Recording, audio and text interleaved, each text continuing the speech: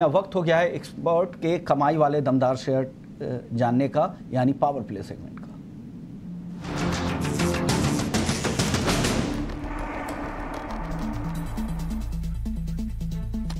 और power play segment में एक और मेहमान हमारे साथ जुड़ गए हैं, नूरेश मेहरानी जी हैं। नूरेश जी, सबसे पहला सवाल आपसे ही होगा, दो टॉपिक बताइए अगले 1 घंटे के लिए। रहेंगे बाउंस बैक के लिए सबसे पहले बाय रहेगा टाटा पावर पर, जहां पे एक अच्छा करेक्शन आया और एक रिवर्सल साइन दिखाई दे रहा है। स्टॉप लॉस होगा 235, टारगेट होगा 250 का। दूसरा बाय होगा आरबीएल बैंक पर, जहां पे भी एक अच्छा करेक्शन आ चुका है, एक बाउंस बैक ट्रेड हो सकता है। स्टॉप लॉस होगा 220, टारगेट होगा 235 का।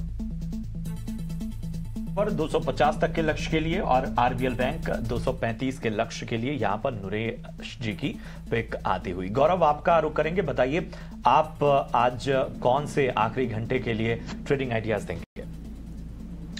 देखिए, पहला स्टॉक जो होगा वो है आरती इंडस्ट्रीज का, जहां पे अगर आप ओवरऑल स्ट्रक्चर देखेंगे तो तीसरी बार अटेम्प्ट जो है ये 440-45 के बीच में हुआ है और एक बाउंस बैक देखने मिल रहा है।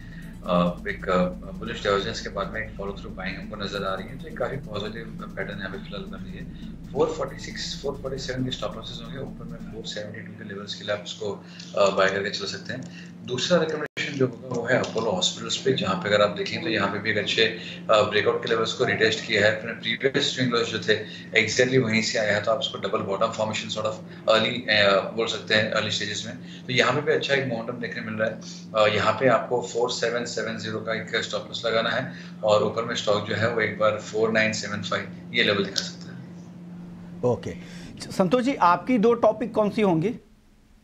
अब मेरे दो स्टॉक्स दोनों ही बाइंग साइड है और दोनों ही पीएसयू स्पेस से है। पहला है एनबीसीसी। इस स्टॉक की बात करें तो इस स्टॉक में थोड़े दिन पहले एक असेंडिंग ट्रायंगल फॉर्मेशन का ब्रेकआउट आया था। एक पुल बैक के दौरान इसने अपने 20 डे मूविंग एवरेज को टेस्ट किया और फिर से आज अच्छा मोमेंटम दिखा रहा है। और आज वैसे भी real estate stocks out perform कर रहे हैं। ये लगता है कि आखिरी के आधे घंटे 1 घंटे में बहुत अच्छी तेजी दिखा सकता है। 70 रुपीज़ का टारगेट रहेगा, 65.5 का स्टॉप लॉस रहेगा।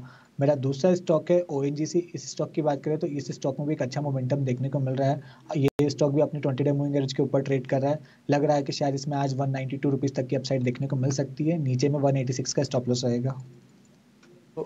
है पावर प्ले सेगमेंट में संतोष जी की तरफ से ये दो कॉल्स आती हुई, लेकिन चलिए इस वक्त अदानी ग्रीन के नतीजे आ गए हैं। वो आपको बता दें कि पावर सप्लाई से कंपनी की आय 80% बढ़कर 1984 करोड़ हो गई है। पावर सप्लाई ईबिटा 62% बढ़कर 1835 करोड़ हो गई है। पिछले साल की दूसरी तिमाही से ये कंपेयर किया गया रिजल्ट है, तो एक अच्छी ग्रोथ यहाँ पर देखने को मिल रही है। पावर सप्लाई से आय में 80% की ग्रोथ, पावर सप्लाई ईबिटा में 62% की ग्रोथ दिखी है, तो अच्छे नतीजे यहाँ पर दिख रही है और शेयर भी रिएक्ट कर रहा है। 6% ऊपर है अदानी ग्रीन एनर्जी का शेयर। संतोष जी, एक टेक आपसे लेना चाहेंगे, क्या लग रहा है अदानी ग्रीन एनर्जी में क्या करें यहाँ पर?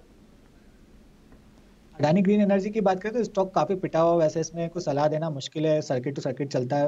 बट लेवल वाइज देखें तो ये जहां से बाउंस बैक किया है 850 के लेवल के आसपास से बहुत स्ट्रॉन्ग सपोर्ट था। इमीडिएटली 940 से लेके 980 का जो एरिया 1000 रुपए तक का मान लीजिए, मतलब ये 950 से 1000 रुपए का एरिया एक रेजिस्टेंस जोन है।